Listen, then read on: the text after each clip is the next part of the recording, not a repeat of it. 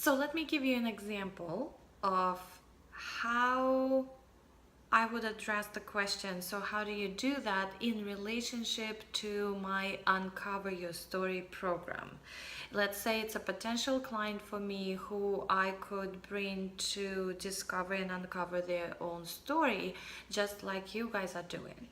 And so imagine that I already shared my message. Like, you know how a lot of coaches and speakers who want to be the speakers, and people in transition, people who are going to job interviews, they really want to share their story or a piece of their story to create the emotional connection, but they don't know how.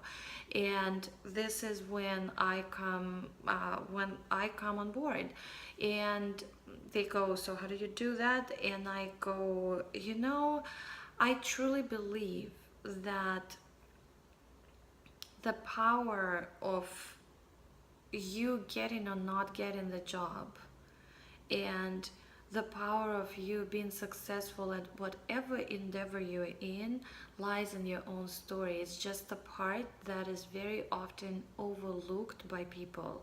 And that's why when you're asking a lot of people, what do you really want to do? They say, I don't know. And we're not talking about the school age children, we're talking about adults, we're talking about people who are over 50 or 40 and even 60. These are the people who have never sat down and really did the work to uncover who they truly are. Why is it important? Well, to me, it's really, really close to my heart, because my journey started with all these questions. I can really quickly paint the picture for you. I am in the kindergarten, and this teacher comes up to me with a mean face, and I'm lying down quietly during the nap time, and she says, we're not really laying down with the eyes open. You're supposed to be sleeping at this moment. At least have your eyes closed. And she, with a mean expression on her face, and she wraps the wet towel around my eyes, and I start questioning myself about everything, questioning life, questioning, like, I'm not deserved to be loved, and I'm not worthy, I'm not enough, and I can't really go for the big dreams. I actually want to be invisible so that I don't feel the pain and frustration. And if I'm not worthy to be loved, I don't really understand why I'm here. So it's like no love for myself. I couldn't share anything because I didn't have anything. And so the journey continues, and then I started asking for suffering even more, and I come to the point in my life when I ask for suffering, and of course, ask and you shall receive. And I find myself with no husband, with 2 children, and I always wanted to be a mom, but I'm alone with no money, don't know how to pay the mortgage for the house, and more importantly, I start planning on how to end my life. So I'm suicidal, and the smartest decision I could ever make was to ask for help. I'm a very strong person, but that was the point when I really had to ask for help, which was the sign of strength, not the weakness. And I realized that a lot later. And so from that moment on, everything changed. And why it changed, when I asked for help, my coach, the first coach that I hired, it took him just a few sessions with me to bring me back to find my own joy. And the joy was in the story. And once I connected with who I truly was, I embraced it, then anything I do is unapologetically me.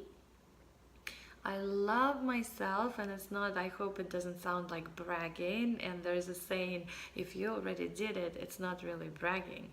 So I love myself, and the reason I'm sharing that with you is because I want to bring everybody to the point where they can look at the mirror and say, I love myself.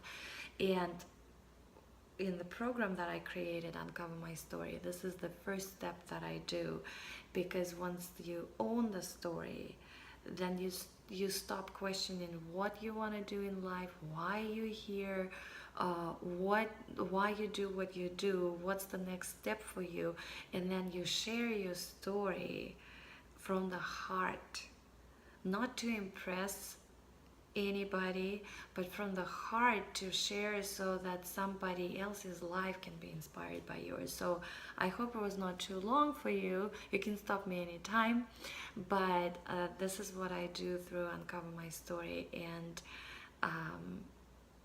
I absolutely love it. I'm very passionate about the results that people are getting and changing and empowering lives, because guess what? I realized when I did it for myself and I started doing it for the coaching clients of mine, I also realized that by empowering others, we are empowering ourselves and our loved ones. To me, it really matters to be the role model for my children and to break any possible limitations that I previously put on myself. And that's why to overcome my fear of heights, I went skydiving, and I do some extreme things, which it's not the subject of our conversation right now. So, and you can create the flow. This is an example of how I would enter the networking conversation with my story. Did I go in the depth and the length of it? No. Did you get the gist of what I was going through and why I'm doing it? Probably yes, because that's what it's proven. This is what I've been using, and I can see the reaction. And most often people get drawn to you through the story even more, and then you end up having a conversation on the phone, setting up a strategy session or discovery session, as I call them, with me, and then you go from there and you see if it's the right fit for you and for that person. Very easy, very conversational. I personally am not a big fan of official conversations. Any official situation for me can be turned by me energetically into a conversation that I'm having around the table. And I love table conversations because that's when you can be authentically you. And I mean it hypothetically and theoretically speaking, and using it as a metaphor. So I'll see you in the other video where I'm going to explain what to say and what not to say during your story. See you there.